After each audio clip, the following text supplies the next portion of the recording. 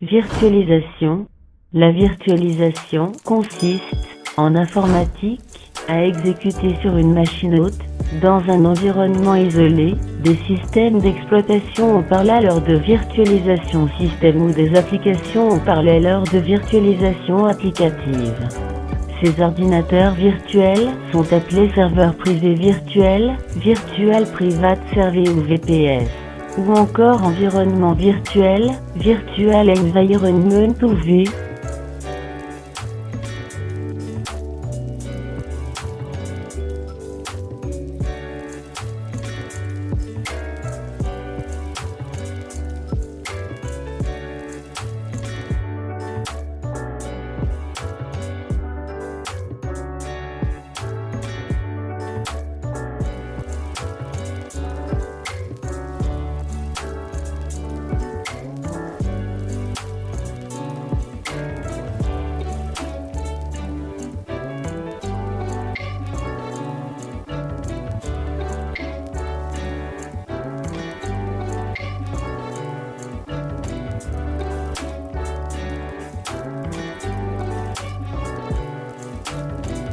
Virtualisation des données. La virtualisation des données est une approche permettant d'unifier les données de plusieurs sources dans une même couche afin que les applications, les outils de génération de rapports et les utilisateurs finaux puissent accéder aux données sans avoir besoin de détails sur la source, l'emplacement et les structures de données d'origine.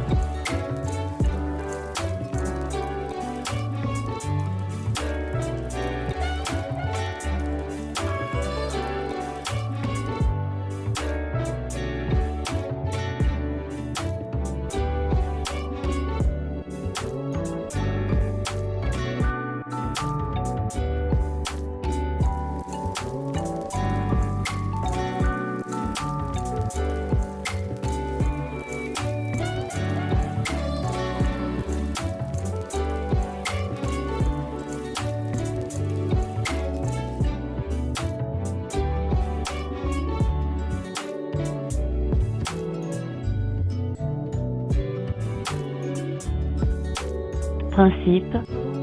Il peut sembler a priori étrange de simuler d'autres machines sur une machine hôte. Un système d'exploitation est conçu pour utiliser du matériel qui est entièrement sous son contrôle.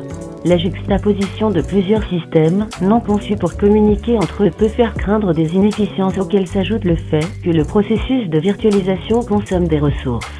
Le tableau n'est pas aussi sombre. D'une part, on évite une grande partie de ces inefficiences, juste en disposant de disques différents pour chaque système, et d'autre part, le coût de la mémoire permet à chacun de ces systèmes de rester résident, et parfois avec de larges sections de code partagées 4. Par ailleurs, le microcode des mainframes comme des microprocesseurs inclut de plus en plus de fonctionnalités qui rendent la virtualisation plus efficace.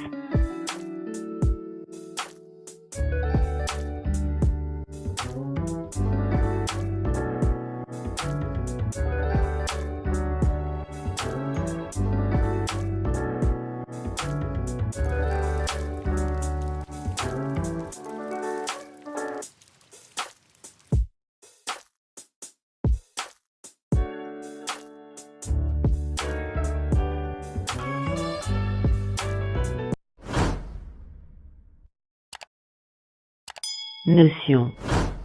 Chaque outil de virtualisation met en œuvre une ou plusieurs de ces notions, couche d'abstraction matérielle et /ou logiciel. Système d'exploitation hôte, installé directement sur le matériel. Système d'exploitation ou application, ou encore ensemble d'applications, virtualisé, S, ou invité, S. Partitionnement, isolation et /ou partage des ressources physiques et /ou logicielles. Images manipulables, démarrage, arrêt, gel, clonage, sauvegarde et restauration, sauvegarde de contexte, migration d'une machine physique à une autre. Réseau virtuel, réseau purement logiciel, interne à la machine hôte, entre hôte et /ou invité.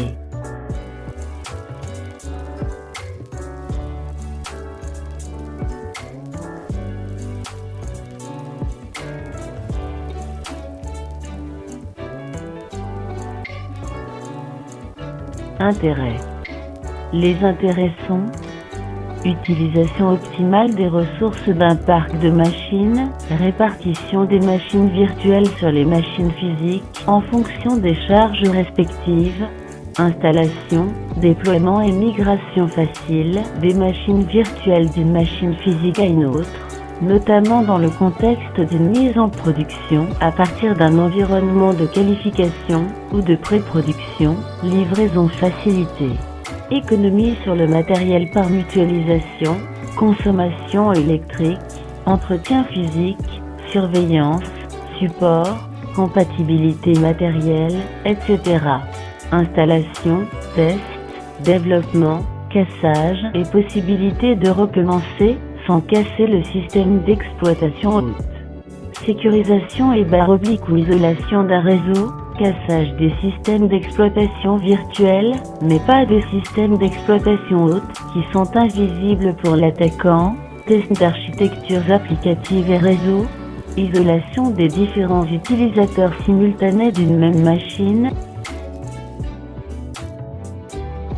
Inconvénients dépend de l'implémentation de la machine virtuelle. En cas d'installation brute sur un seul serveur, on peut constater les problèmes suivants. L'accès aux ressources des serveurs hôtes via la couche d'abstraction matérielle nuit aux performances, et l'exécution de n'importe quel logiciel virtualisé consommera davantage de ressources qu'en mode natif. En cas de panne d'un serveur hôte, l'ensemble des machines virtuelles hébergées sur celui-ci seront impactées. Mais la virtualisation est souvent mise en œuvre avec des redondances qu'elle facilite. La mise en œuvre est complexe et demande un investissement initial.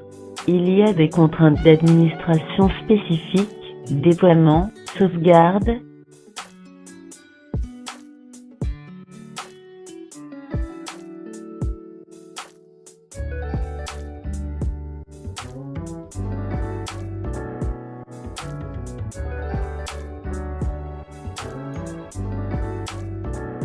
Différentes techniques.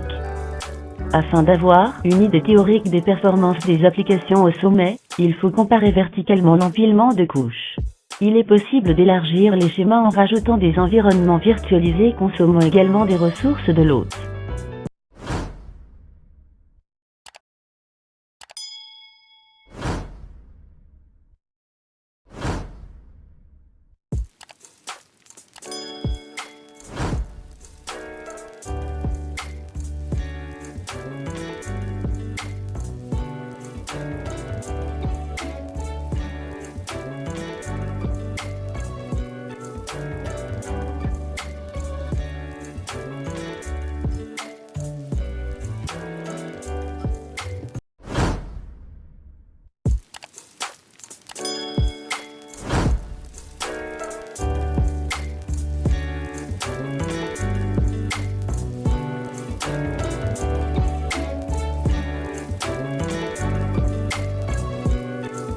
Isolateur.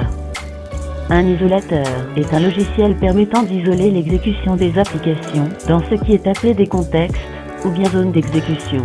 Et l'isolateur permet ainsi de faire tourner plusieurs fois la même application dans un mode multi-instance, plusieurs instances d'exécution, même si elle n'était pas conçue pour ça.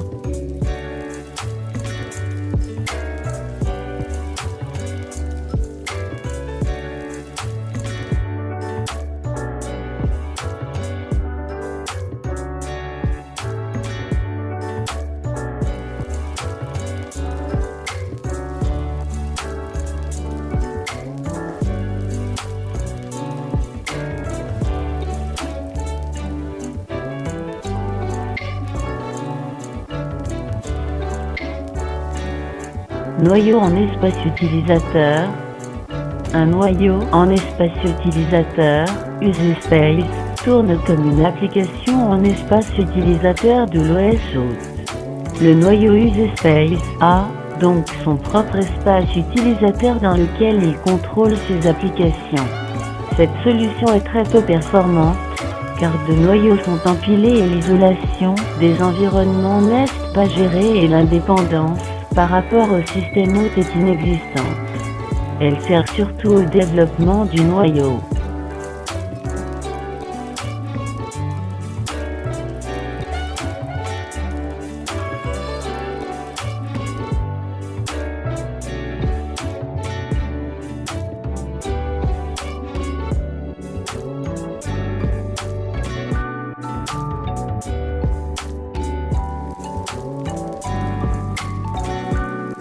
Hyperviseur de type 2. Un hyperviseur de type 2 est un logiciel, généralement assez lourd, qui tourne sur l'OS hôte. Ce logiciel permet de lancer un ou plusieurs OS invités. La machine virtualise ou /oblique et émule le matériel pour les OS invités. Ces derniers croient dialoguer directement avec le dit matériel. Cette solution est très comparable à un émulateur, et parfois même confondue.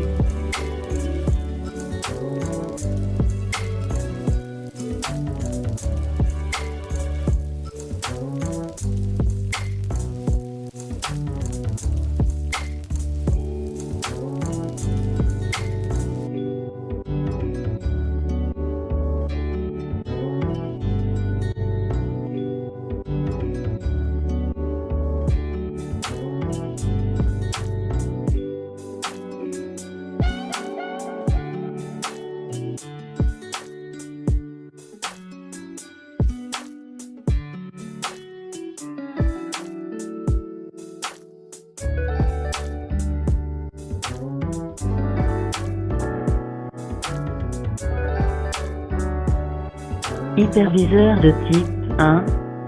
Un hyperviseur de type 1 est comme un noyau système très léger et optimisé pour gérer les accès des noyaux d'OS invités à l'architecture matérielle sous-jacente. Si les OS invités fonctionnent en ayant conscience d'être virtualisés et sont optimisés pour ce fait, on parle alors de paravirtualisation.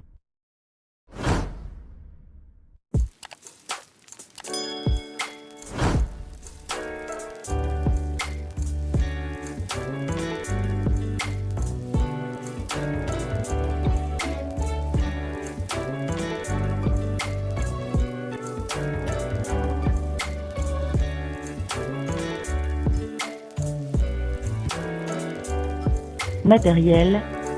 Le support de la virtualisation peut être intégré au processeur ou assisté par celui-ci, le matériel se chargeant, par exemple, de virtualiser les accès mémoire ou de protéger le processeur physique des accès les plus bas niveaux.